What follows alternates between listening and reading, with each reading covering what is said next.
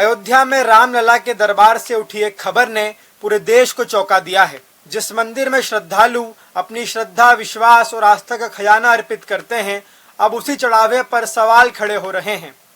करोड़ों की संपत्ति, घरों से बरामद सोना, रहस्यमयी यात्राएं और दान पात्र से चोरी के आरोप।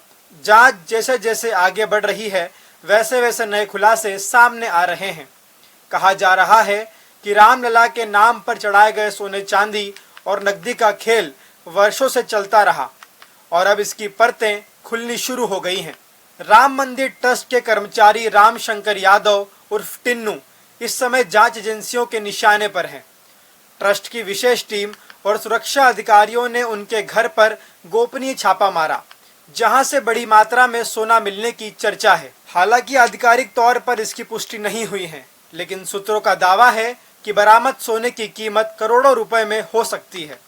सबसे बड़ा सवाल यह है कि जो व्यक्ति अब कभी अयोध्या में ऑटो चलाता था, उसके पास आज अयोध्या और लखनऊ में करीब 50 करोड़ रुपए की संपत्तियां कैसे पहुंच गई। जांच में यह भी सामने आया है, टिन्नू का प्रभाव मंदिर परिसर में इतना ज्यादा था कि सुरक्षा प्रबंधन से लेकर चढ़ावे को बैंक तक पहुंचाने का काम भी वही देखता था। सियासत के गलियारों में अब तंज कसा जा रहा है कि कहीं रामलला के खजाने की चाबी कुछ चुनिंदा लोगों के हाथों में तो नहीं सौंप दी गई।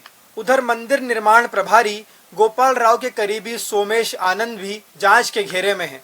सूत्रों के मुताबिक पिछले 1 साल में उन्होंने 50 से अधिक यात्राएं की।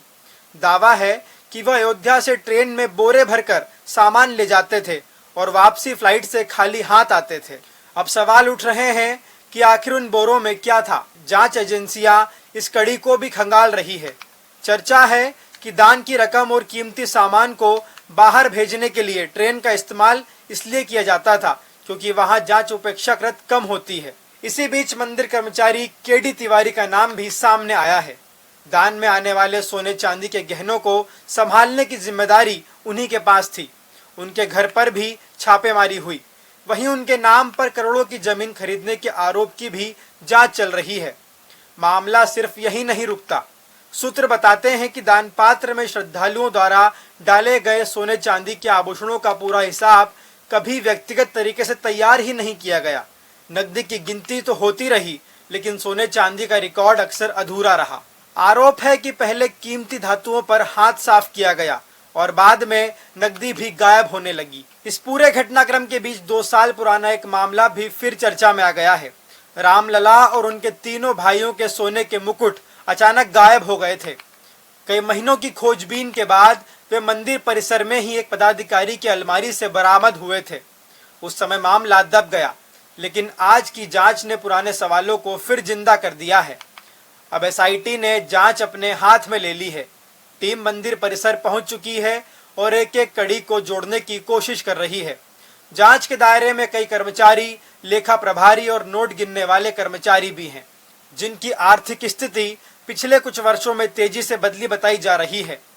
रामलला के नाम पर देश भर में आस्था का सैलाब उमड़ता है। भक्त अपनी श्रद्धा का एक एक रुपया इस विश्वास के साथ चढ़ाते हैं कि वह भगवान के चरणों में पहुंच रहा है। लेकिन अगर उसी आस्था पर किसी ने हाथ डाला है तो यह सिर्फ चोरी नहीं, बल्कि करोड़ों श्रद्धालुओं के विश्वास पर डाका है।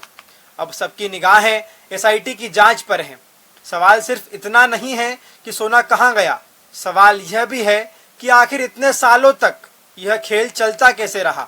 धीरे धीरे हम इसकी पूरी जानकारी आप तक पहुंचाते रहेंगे। लगातार जानकारी के लिए देखते रहें चौथा खंबा।